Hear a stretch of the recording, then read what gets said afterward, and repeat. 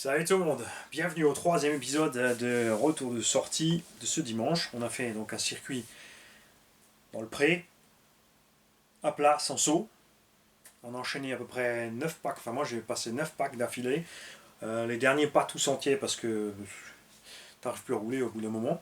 Ça ne va pas. Et évidemment le circuit ça nous ennuie très vite donc c'est parti en cavette. Euh, le Serpent Buggy. 4S, nos problèmes au nickel. 6S, donc avec la suspension arrière un peu plus souple qu'avant. J'ai assoupli, tu vois. Avant, quand je lâchais, regarde maintenant la vitesse à laquelle je lâche la main par rapport à la vitesse à laquelle la roue descend. On est à peine freiné par rapport à la vitesse de ma main. Avant, tu avais le temps de lâcher et d'attendre que la suspension descende. Donc c'était bien stable, surtout sur circuit, sur le dur. Mais dans la prairie, vous l'avez vu sautiller de l'arrière sans arrêt.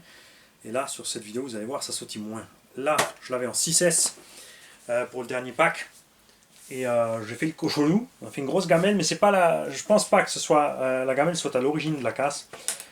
Parce que n'oubliez pas qu'on avait mangé une palette pleine face l'autre fois. Et sur le même côté. Donc je pense que c'est la palette qui avait endommagé un petit peu cette histoire déjà là. Ici, on a tordu la tige d'un morteau. Et on a cassé en bas le filet. Pourtant, c'est du M4. Donc, c'est pour ça que, vu le roulé-boulet qu'on a fait, je ne pense pas que ça vient uniquement du roulé-boulet, même s'il a dû mettre le reste. Il n'y a pas de défaut de matière, hein, on a du nickel. Regarde, la matière est impeccable, il n'y a pas le moindre petite bulle ni truc qui colle pas là-dedans. Tout va bien. Alors pour sortir de là, ça de là, je vais faire simple. Je prends la Dremel, je fais une entaille avec le disque le plus fin possible. Tu vois, et ensuite je prends mon petit tournevis de 1 et je desserre ça. Ça va un petit peu entailler le plastique, mais ça va pas le fragiliser plus que ça. On va changer la tige. Le ressort est dans la nature, c'est dommage. D'un autre côté, il est rose au bout, donc c'est pas grave s'il n'y a plus de rose sur ma voiture. C'est comme ça. J'aime pas le rose, absolument rien à voir avec masculin, féminin, je ne sais pas quoi.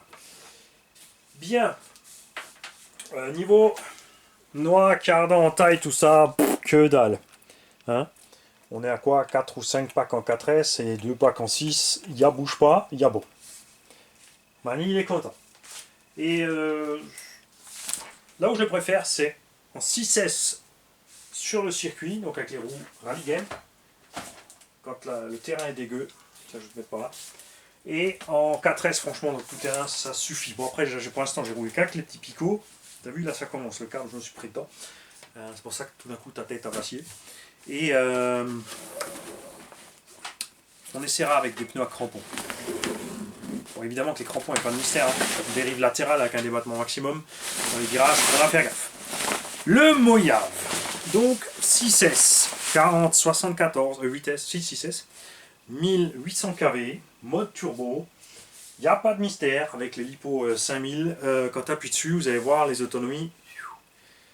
J'ai des roues qui glissent, mais c'est là que tu t'éclates avec le XB. C'est pour ça que je voulais le XB. J'ai les diffs qui verrouillent. Mais évidemment, avec les roues à crampons, tu pars. Il n'y a pas de mystère. Hein, tu peux partir en wheeling avec cet engin et tout ce que tu veux. Et donc, j'ai laissé les BF Goodrich dessus, là, du FS FTX, avec lesquels je me régale comme un cochon. Ça patine tout le temps. Le premier pack, je l'ai mouliné en moins de 2 parce que je suis resté tout le temps en train de drifter. Consomme énormément. Quand tu driftes, tu avances pas vite, ça chauffe. Pourtant, il s'en est très bien sorti grâce à tous les petits ventilos que j'ai dessus. Et le moteur à la gestion par capteur. On a une VMAX sensiblement égale aux versions 1450 kV vitesse qu'on a fait dans le garage ici. Et évidemment, eux, avec la vitesse, il n'y a pas de mystère. Vous l'avez vu, ils ont roulé plus longtemps que moi. J'avais changé mon pack, les gars, ils ont roulé encore, ils ont facile fait un quart d'heure, 20 minutes. Alors que moi, j'étais plus dans les 10-15 minutes. Hein. La carreau va toujours bien. Hein. C'est pour ça que j'ai pas encore de carreau renforcé, parce que ben, j'aime bien la peinture de cette carreau et elle résiste. Donc j'ai pas l'intention de changer tout de suite.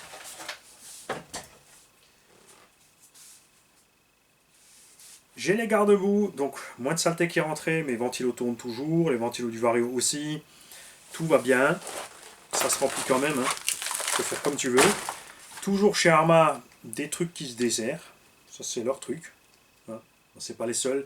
C'est tout simplement que les flex du châssis et tout. Là on a pris quelques gamelles, donc forcément ça travaille. Ça sort. Ouais, combien elle est sortie, je l'avais même pas remarqué en roulant, t'as vu ça? Là, il y a de quoi largement rester accroché dans le sol et la tordre. Hein. Donc à faire attention. Niveau cardan, noix de cardan usure, on a les axes qui commencent à se mater. C'est tout. Et malgré le fait que j'ai mis une bride de débattement sur la suspension de cette machine,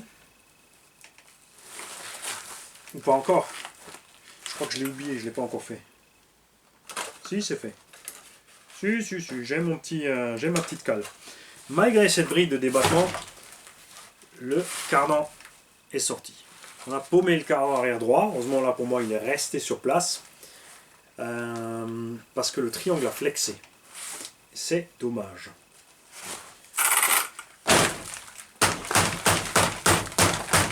C'est peut-être pour ça que j'ai consommé aussi après le dernier run. Regarde, je n'avais pas décrotté parce que ça vient pas de ce coup-là. Hein. Ce coup-là, on était relativement propre sur le terrain. En plus, on a passé dans les derniers, le mouillage. Ou pas? Je sais plus. Tu vois, je vous dis toujours, faites gaffe à ça. Et moi-même, je ne me suis pas pris le temps de faire attention. Pas bien. Bon, comme j'enchaîne pas les sauts de malade avec celui-là et tout, les skis, tout ça, ça va. Je ne l'ai pas pris pour faire des sauts de malade. Je préfère les sauts cross. Pour faire les sauts de malade, j'ai d'autres caisses. J'ai trouvé mon cardan, heureusement. On va donc le remettre dedans. Est-ce que je vais augmenter la bride? Je pense pas. Parce que j'aime pas brider mes débattements de suspension, vous le savez, j'ai horreur de ça. On a quand même déjà, j'ai viré 5 mm quasiment. On pourrait même encore virer plus peut-être. On lui donnera peut-être un peu plus de pincement de ce côté. C'est vrai que c'est là que non, c'est de ce côté qu'on a un peu plus de pincement, il est sorti. Tiens. À voir. Après, je vais peut-être aussi tout simplement me commander des CVD. Si ça rentre, faut voir. Je ne sais pas si les CVD avant peuvent être montés à l'arrière avec la longueur du cardan. Ceux qui savent, les mecs, merci de me le signaler. Ça serait vachement sympa de savoir si ça va. Sinon, on rajoutera encore une petite cale. J'essaierai peut-être juste avec un clip en plastique de calage d'axe, de réduire de 2 mm peut-être, voir cette histoire. J'ai aussi envie de faire autre chose, c'est-à-dire de l'alléger au max pour un run pour voir, c'est-à-dire de virer les côtés caisses, les pare-boues, la cabine de pilotage, pas l'arceau, parce que l'arceau ça va faire mal à la carreau si je me loupe.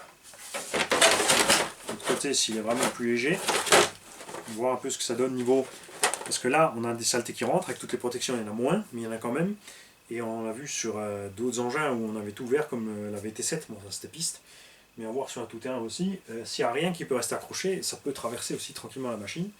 Donc qu'est-ce qui sera le mieux? Tout ouvert ou tout fermé? Il est évident que les carreaux de SC, c'est boueux, elles ramassent la boue sur la surface de la carreau, comme là. Ça fait des gros pâtés, ça fait du poids en haut, ça devient plus compliqué à piloter. C'est là l'avantage après d'avoir un châssis un peu plus lourd, donc des batteries plus lourdes, plus grosses, parce que tu as la masse en bas. Donc au sujet des versions vitesse qu'on a fait, sur les dernières, on a pris des lipo shorty. Au lieu de 2 gens bashing empilés, on a pris 2 shorty, donc on peut les poser à plat sur le châssis l'une derrière l'autre. Meilleur équilibre et ça se casse moins la figure pour ceux qui sont intéressés par le Passion 8. Tu n'es pas obligé forcément de prendre un moteur 4082, peut-être un 4074 en 1400-1500 kV suffira aussi. Mais le couple supplémentaire, c'est quand même sympa, sachant que nous, on ne passe pas en 8 pour aller plus vite. Hein. On ne va pas plus vite que le Moyave 6S sorti de la boîte. Et là, l'intérêt de mettre ça, c'était de voir si avec un moteur 6S, donc plus court, qui consomme quand même un peu moins parce qu'il est plus court, et en laissant le véhicule plus léger, on arrivait aussi à sortir ça avec un pignon un peu plus petit. Alors au départ, j'avais essayé de mettre un pignon, parce que normalement d'origine il y a 16, j'étais descendu à 14, mais en fait on moulinait trop dans le vide. On avait l'effet inverse, on moulinait trop dans le vide avec le 1800 kV. Donc si certains d'entre vous ont essayé le moteur d'origine avec un pignon plus petit, moi j'ai pas eu le temps de l'essayer parce que j'avais tout de suite mis le moteur plus gros sur l'autre RTR que j'avais. Dites-nous ce que ça donne. C'est sûr qu'on perd de la Vmax, hein, on passe de 80 à 75, de 90 à 75-80, ce qui suffit large dans le tout-terrain. Faire du 100, 110, 120 dans le tout-terrain, c'est pas de l'hérésie, je peux comprendre qu'on ait envie de le faire. Mais le problème, c'est le moment de la gamelle. Quand l'engin va décoller à 120, quand on voit déjà les gamelles que ça prend à 75-80, en nombre de tonneaux et d'impacts latéraux et de toupies et autres, 120, c'est pas juste 30% en plus, c'est exponentiel, hein, ça va être le double. Donc, pensez-y. J'hésite aussi à prendre une carreau non peinte et l'envoyer à Bébert. On me faire une petite carreau orange, bleue et blanche RC Garage 68. Quand même, hein, si je change de carreau, quand elle sera ruinée, est-ce que je passe sur une renforcée? D'ici là, ils auront peut-être des chouettes couleurs. Ou est-ce que j'en refais une peinte, puisque l'origine, dans les conditions que j'utilise, justement, pas de gros bâches de cochon, finalement, s'en sort relativement bien quand même en tenue dans le temps.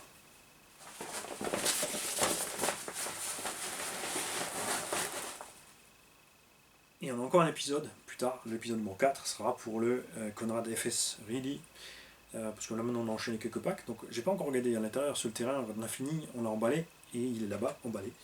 On va l'ouvrir ensemble, on va regarder à l'intérieur. On va pas sortir les diffs, si je sors rien de spécial sur les diffs, hein, on va pas exprès sortir un diff, pour voir ce qui se passe à l'intérieur. C'est sûr qu'on a fait mouliner en roulant 6S quand même, mais on va attendre pour ouvrir les diffs qu'on ait une casse de diff, honnêtement. Faisons-le, attendons, j'espère 50 packs avant qu'un diff ne lâche, parce que ce serait vraiment super sympa, si ça tenait autant. Toujours à prendre en compte la façon dont l'engin sera utilisé. Je ne fais pas du gros bâche de cochon avec ça. Il n'est pas vendu comme bâcheur, il ne se la joue pas bâcheur. Et comme dit pour ça, il y a un petit Savage par là-bas, un Erevo par là, un Max par ici, Big Mama au sol qui attend et la grosse brute large et plate. Tiens, on va l'appeler la Limonde. Black Limonde. Salut.